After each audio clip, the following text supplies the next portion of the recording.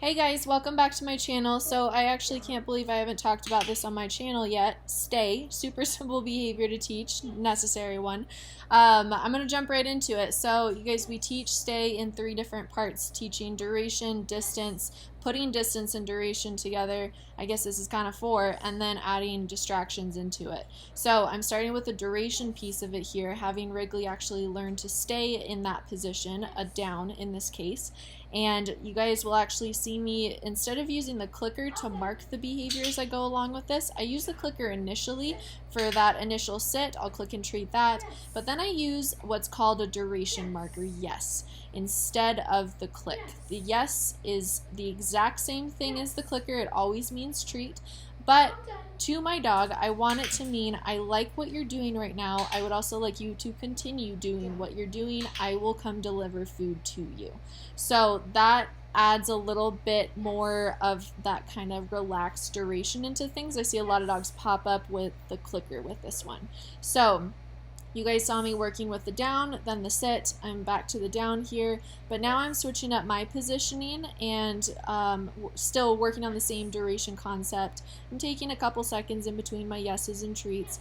If you guys have a really bouncy, excited puppy who, whenever they sit or lie down, they pop right back up, you're going to want to use what's called a high rate of reinforcement. So something that is along the lines of yes, treat, yes, treat, yes, treat, and then release them.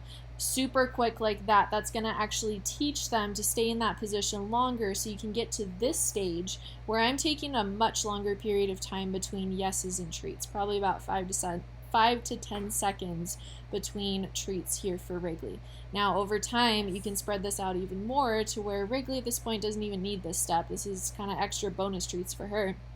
It's easy for her now, but this is how you get that progression. You start with that yes treat, and then slow that down to adding much more time in between your yeses and treats. And that is all about the duration piece of it. Now, if she were to get up at some point, what you want to do is put them back into the position they were in. So I'd put her back into the down. And then if I was waiting 10 seconds between my yeses and treats, I'm going to drop that to about 4 or 5 seconds. As soon as she gets back into the down, I wait those 4 or 5 seconds, say yes, and treat. If she's constantly getting up, that's information for me to know that I'm making things too hard for her too quickly. So that's a good tip to work on when you're working with duration. Now let's talk about adding distance to it. So here I'm starting with just adding small steps at a time. Okay, notice that I have my hands at my center. I'm not holding my hands out, kind of like encouraging my dog to get up and follow me. If your dog struggles with this, what you can do is target your hands behind your back.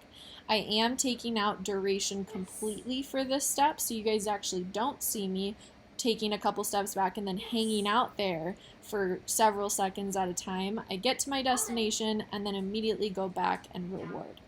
Now we can very quickly get to adding duration and distance, but here I want to talk about adding the cue first. So after you've worked on a little bit of duration, a little bit of distance, you can start working on adding the cue into this. So the word stay, a lot of dogs have to learn what that means. If you are introducing these cues for the first time, what you guys want to do is say stay to your dog, then hold your hand up and start to move away from them. I'm just intentionally kind of flashing my hand so you guys don't have to like hold your hand up and back away with your hand up at the same time. No, just kind of flash it at your dog, then put it back down, and then jump into the behavior they were already doing really well with. Okay, so now I'm starting to add a little bit of duration back into the distance. So I'm taking a couple steps away, hanging out for a second or two, and then saying yes and going back and reward.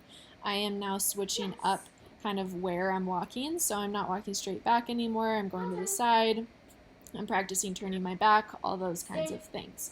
That's a little bit more into this stage of it, adding distractions into it. So I'm doing here just like different movements with my body. The goal for Wrigley is to just stay in place while all this stuff is happening. I think I add her toy into it in a minute here. I think I squeak it or something, but as soon as I reach over to pick the toy up, I actually mark that. That is a very exciting action for a lot of dogs, so I choose to mark just that. making small approximations so that she can succeed with that. Again, if she were to get up at any point, I'd put her back in position and then lessen whatever criteria that I was working on. So here I was working on distractions. If she were to get up, I would have maybe made that distraction less prevalent. I would have kicked my leg not as high, jumped not as high in the air. Here, I thought I'd kind of show you guys with in a stay, or a heel position. You guys can actually work. This is a more kind of advanced level behavior, but you guys can work towards teaching your dog that if you step off with your right leg, that actually is not an invitation for them to come with you. That means stay. And if you step off with your left leg, that means please come with me. So also really good for practicing positioning at your side. A lot of dogs don't know how to sit or lie down at your side because we teach them when they're in front of us.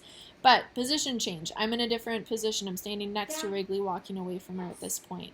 And here I'm kind of just practicing some different position changes while your dog is in a stay. I think here I do a little demo of that. So I'm walking away from Wrigley with her in a stay. I ask for a down and then a sit and then a down again, and then I go back and reward her. So if you're wanting to add distance into your cues, you can also put your dog in a stay and ask for those things as well. So that's just kind of a fun thing.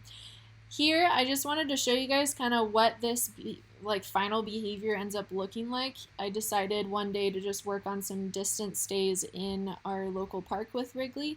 There wasn't a whole lot of distractions going on. Clearly, there's nobody around. So set your dog up for success. If there was a lot going on in this park right now, I probably wouldn't get as far away from her. I'd probably hold on to the end of her leash just in case, making it safe for everyone involved. But this is a good example of my yes marker. I cued yes from way back where I was over there. That, to her, she has a good understanding that that means, okay, I'm supposed to continue to stay here even though she marked that behavior that I just did, and she's going to come deliver the food to me. When you guys are practicing this, more advanced stay with your dog, when they have a good concept of it, practice releasing them at different stages. So about 80% of the time, I only release Wrigley when I'm right next to her. I don't want her to get those antsy paws when I'm 100 yards away. That makes me really anxious and nervous. So when you guys are practicing, sometimes I'll call her from far away, and sometimes I'll go back right next to her and release her when she's right next to me. This is going to get you a really, really solid stay where your dog does not know when they're going to be released, so they may as well relax a little bit in that position. Okay, so that is something I highly recommend when practicing and teaching the stay. Release your dog at different points and don't always make it super hard for them. Throw in a couple easy ones every now and then. So that was really fast version stay. If you guys have any questions, drop them in the comment section below. And I hope you guys have fun teaching this one. Happy training.